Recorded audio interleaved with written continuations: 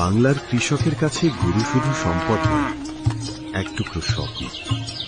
কিন্তু সেই স্বপ্নই যখন চোখের সামনে দিন দিন রোগা হয়ে যেতে থাকে, তখন কষ্টটা কতটা গভীর।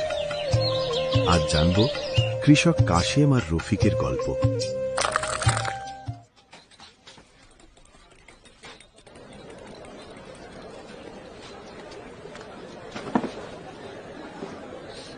এ মন্টু, চা দে।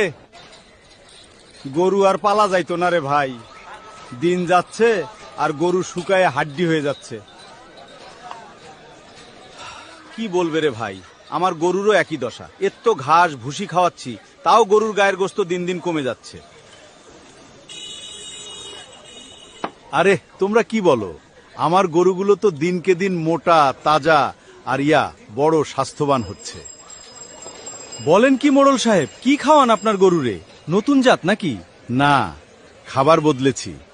বিকেলে তোমরা খামারে আইসো গরু দেখতে।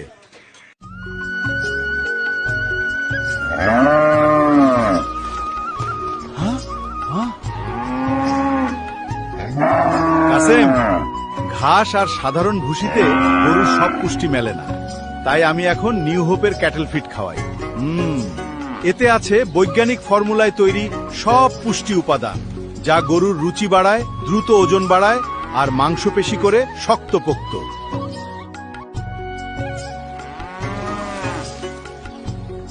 তাই নাকি মোড়ল সাহেব?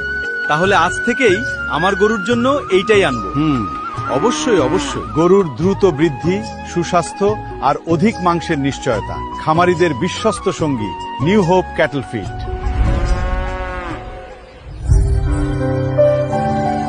New Hope Luhay, profiting the farmers, benefiting the consumers.